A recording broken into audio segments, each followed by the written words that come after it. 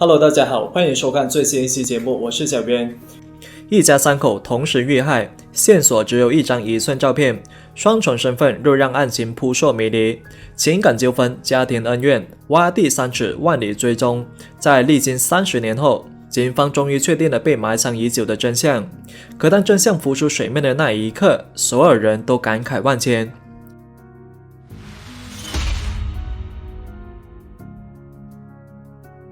故事还得从中国安徽省的马鞍山市说起。2014年某天半夜，趁着月黑风高，一个男子从房间里把一个麻袋搬到了楼下，并把它放到了摩托车上。一路上，他鬼鬼祟祟，时不时低头看下麻袋，像极了一个偷鸡摸狗的小偷。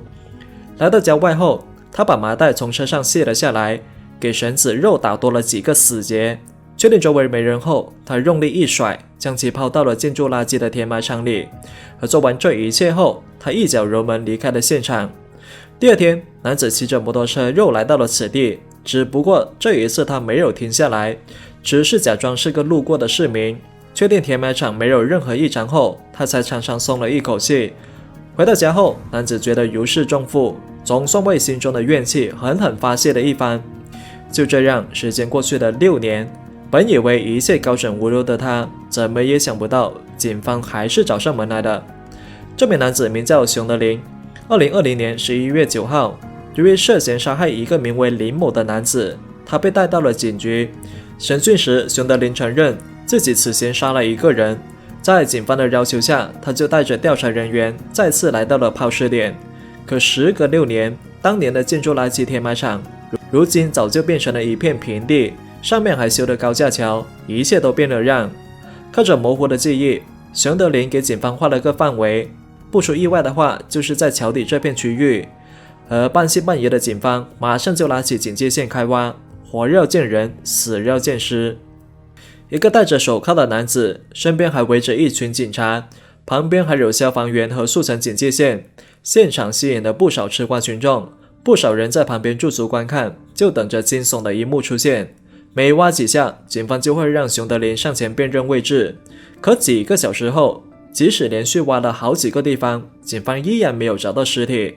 一铲子下去，一铲子上来，警方仔细筛选了每一堆泥土，除了一些生活垃圾外，只剩下淤泥和石头，一个又一个的大坑，连挖掘机师傅都有点不耐烦了。再挖下去，就得碰到高架桥的地基了。而警方之所以会如此着急想找到尸体，是因为被熊德林杀害的林某不仅仅是一个受害者，还可能是多年前另外一桩罪案的凶手。30年前的1990年6月4号，在安徽省的巢湖市，天刚亮时就有一个村民来到派出所报警。他说自己一回到父母家，就看到妹妹和父母全身是血躺在地上。来到现场后，警方发现屋内一片血腥，3名被害人全都没了生命体征，他们都是被锐器砍击致死。而尽管屋内物品被翻动过，但警方并没有提取到嫌疑人留下的有效信息。根据资料，当时出事的席家一共有3个儿子和1个女儿，3个儿子呢已经结婚成家，案发时在外独自居住。最小的女儿席某在刚刚解除与丈夫的婚姻后，搬回来和父母住在了一起。根据资料，案发地所在的小村庄比较偏僻，虽然民众收入水平不高，但民风淳朴，邻里和睦，一直没发生过什么大案。也正是因为如此，席某家人遇害后，当地人心惶惶，很多人还为此临时搬了出去。每次村里村外只要有人说起席某一家，都难免忍不住摇头。再大的矛盾也不应该杀人，连2个上了年纪的老人都不放过，凶手实在毫无人性。走访调查后，警方认为凶手的作案动机很可能跟婚姻引起的矛盾有关。第一嫌疑人就是当时死者的丈夫林某。根据调查，这2个人是通过相亲认识，在1990年正月初1时办了酒席，但婚后双方没有去登记领证。在结婚没多久之后，夫妻2人就开始频繁发生争吵。一方面，妻子抱怨丈夫好吃懒做，赚来的钱不好好存起来，只想着赚1分花1分。而另一方面，丈夫则抱怨妻子整天啰里啰嗦，我一个大男人花点钱又怎么了？贫贱夫妻百事哀，林某结婚前对妻子许下的承诺，在婚后没多久就变成了一滩鸡毛。不堪忍受的席某一气之下就搬回到了父母家，并向法院申请解除和丈夫的事实婚姻。但丈夫起初一直不同意，花了这么多钱娶了个媳妇，孩子都没绕一个就得亏本。更让他难以忍受的是，自从妻子吵着要跟自己离婚后，村里居然传出了自己性无能的谣言，想想都觉得令人恼火。就这样，两人来回纠缠，期间林某还会经常去老丈人家里要说法。在1990年4月中旬，当地法院就做出了判决，解除了席某与林某的非法同居关系，并要求妻子席某赔偿丈夫因为结婚造成的经济损失。判决下来后，席某一家就将彩礼全部退了回去，但林某并不满意，他经常上门索要前妻过年带回岳母家的生活用品，比如说床单还有蚊帐等等，但前妻认为这些物品是结婚的陪嫁品，理应归自己所有，所以他一直不同意林某的要求，而双方的矛盾也因此变得越来越深。起初岳父岳母念在女儿的前面，还会让林某进屋谈判，可是到后面时就直接拿起扫把，林某来一次他们就赶他一次。林某的住所距离案发房屋只有4公里，走访时有村民表示，在案发时间段曾看到林某匆匆忙忙从他老丈人的住所离开。摸清基本情况后，警方就赶到林某家里找人，但只看到了他年迈的父母。在警方到来之前，林某就已经吃过早餐离开了家中，只剩下桌上还有一丝余温的饭菜。在林某家中，他们搜出了带血的蚊帐和床单，他们正是林某之前一直向妻子索要的物品，上面的血迹就属于死者席某本人。而在村口的池塘里，警方捞出了一把斧头，它就是林某做木工时使用的工具。屋内屋外所有的证据都指向凶手是林某，虽然警方千追万赶，可最终还是晚了一步。根据当时的交通情况，警方推测了他的潜逃路线，本想直接致电沿路警局设法拦截，但是因为地方偏僻，很多基础设施不完善，所以他们连电话都来不及打出去。为了找到潜逃的林某，在案发后的10年里，安徽警方发了上千份协查通报，可都没有收到回音。林某就好像人间蒸发般无处可寻。2015年，他的父母去世，警方本想来个十面埋伏，却一直没能等到他的出现。警方也多次从他的哥哥下手，但也没有线索。在案发后的30年时间里，调查这个案件的刑警换了一批又一批，开了一次又一次的会，可就是破不了案。几十年来未能将凶手抓捕归案，就成为了受害者还有警方的一个心结。案发30年后的2020年，各地警局就大规模重启了旧案的调查，希望能够用新的刑侦技术破解各种悬案。当时新上任的刑警接手这个案件时，手上最有价值的线索就只有林某那一张1寸的黑白证件照，这是他潜逃后留下的唯一一张照片。要凭这张照片在茫茫人海中找到林某，无异于是大海捞针，可即便只有1/1的希望，也要做100%的努力。根据务工人员流动的特点，警方就把找人方向放在了江浙一带的沿海城市。苍天有眼，2020年10月中旬，在排查浙江省义乌市外来人员的暂住证时，警方就刚好发现了一张熟悉的面孔。不过当时这名男子名叫熊某，老家是在江西省上饶市，而不是案发地。当时他在暂住证上的照片，相貌和逃犯林某就非常的相似。几十年的时间，虽然会让人的样貌产生变化，但没法改变最基本的面部特征，所以警方就怀疑30年前杀人后潜逃的林某很可能使用了熊某这个假身份。这个线索的出现就让警方非常兴奋，数十年的追踪历程似乎终于迎来了曙光。在出发前，调查人员信心满满，然而这一查，他们却揭开了一起案中案。通过熊某暂住证提供的身份信息，警方来到了他的老家，可当地人表示，早在2015年时，熊某就已经去世了，而且他此前从未离开过老家，所以暂住证上的人根本不是警方要找的熊某。那如此说来，林某确实是盗用了别人的身份，但是有个奇怪的问题，既然是冒充别人的身份，那为什么他还敢跟对方的家人在一起生活了这么多年呢？活要见人，死要见尸。警方的当务之急是得先找到林某。林某本以为通过盗用他人身份就能够藏匿一辈子，好巧不巧，在用新身份租了2次房后，他给警方留下了线索。调查人员找到了林某当时租住的地方，跟房东进行了辨认，但由于时间久远，房东的记忆也已经模糊。但是登记信息显示，当时跟林某住在一起的还有他的妻子、儿子、儿媳妇以及孙子4个人。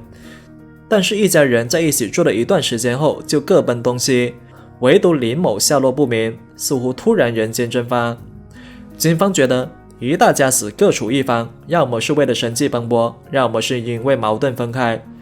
熊某的妻子和儿子熊德林这2个人身上肯定存在一些故事。为了避免2人串供，警方就分成2队人马，同时接触了他们2人，准备给他们来个措手不及。面对突然出现的警方，母子2人表现的反应截然不同。儿子熊德林虽然极力保持镇静，但还是能够看得出他非常紧张。而另外一边，他的母亲则表示，自己和一个叫小李的男人一起生活过，但是小李的真正身份自己就不清楚了，只知道他来自于安徽省。而当警方拿出林某的照片时，他表示这个人正是小李。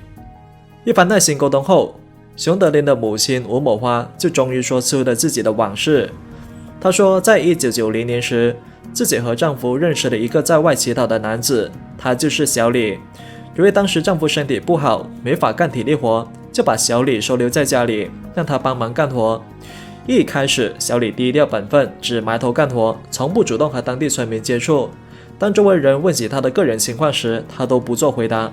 那大家怎么也没想到，这个干活勤快、性格内敛的男人，居然是个背负3条人命的逃犯林某。随着时间的推移，原本低调勤劳的小李就逐渐显露出另外一番模样。知道吴某花的丈夫身体不好，就强迫他妻子和自己发生关系。即使情人的丈夫在家，当时吴某花作为一名农村妇女，既没文化，性格又比较懦弱，被侵犯后就只能隐忍。一方面是家丑不外扬，另一方面是她觉得，尽管小李脾气暴躁，但他肯吃苦能干活，能够让自己家人摆脱困境，所以就逐渐顺从了他。夺妻之恨让吴某花的原配丈夫悔恨不已，他万万没想到自己的一番好心，到头来居然变成了引狼入室。他恨给自己戴了绿帽的小李，更恨自己因为残疾没法赚钱，白白把女人送了出去。虽然3个人一直当作什么事也没发生，但不知从什么时候开始，熊某一家的事情在村里就成为了公开的秘密，人言可畏。所以到了2000年时，小李就带着吴某花开始外出务工。2010年时，2个人就来到了浙江省的义乌市。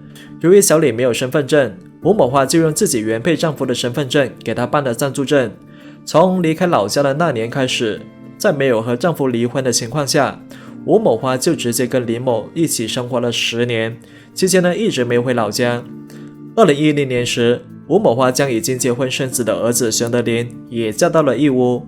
因为儿子和儿媳妇2个人工资微薄，母亲便主动让他们搬过去一起住，自己呢还可以帮忙带孙子。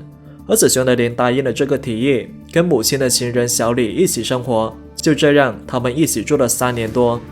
可就在2014年时，这家人开始先后离开义乌。至于小李到底去了什么地方，母子2人给出了不同的答案。母亲吴某花说，情人是赌气离开，几年前因为一件事情，2人大吵了一架，一气之下对方就离开了。离开前还说自己要去福建省砍竹子做木工。说着说着，吴某花突然反问了警员一句：“我儿子会不会死？”这句话让警员感到非常惊讶，他们觉得吴某花问这个问题的背后一定藏着故事。警员表示，你认识的这个小李，他很可能是30年前一桩命案的凶手林某。听到这话，吴某花才说出了事情的真相。当年小李并不是赌气离开，而是被儿子熊德林给打死的。在母亲的证实下，另外一边的熊德林也被迫承认，自己在2014年时在出租屋内杀害了母亲的情人。在审讯之后，警方就带着33岁的熊德林回到了案发出租房指认。看着6年前住过的地方，熊德林非常的平静，他回忆了当天的情形。当天晚饭时，自己和林某一起喝了点酒。儿子夹菜时不小心把饭菜弄到了桌子上，就被林某用筷子敲打头部，后脑勺还被他非常用力扇了一下，被吓到了孩子直接哭了起来。熊德林的母亲看到后就非常生气，这么小的孩子给打坏怎么办？不料林某直接站起来脱口大骂：“你想死吗？再说一句，老子拿刀砍死你！”一旁目睹全过程的熊德林在心里早就已经把林某给杀了10000遍。面对林某的威胁和暴力，这么多年来，熊德林一家是敢怒不敢言。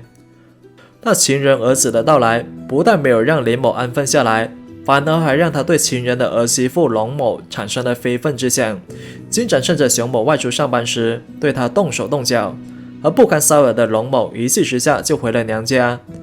而积压在心中的怨恨，就让熊德林无法继续再忍受下去，他决定与林某了结一切。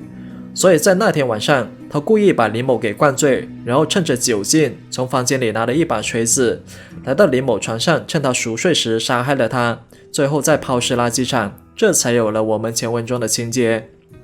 那回到挖掘现场，在动用了50多名警力挖了整整3天之后，警方终于挖出了一个黑色编织袋。这个编织袋的特征跟熊德林交代的完全一致，里面果然有一具残骸。采集骨头的 DNA 并与林某亲人的 DNA 比对后，警方就确定被埋的尸骨主人正是林某。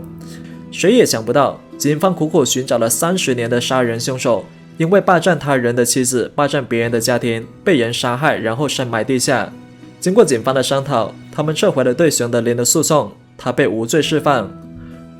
历经30年，当初背负3条人命的林某，虽然成功躲过了警方的追捕，但最终却惨死在情人儿子手中。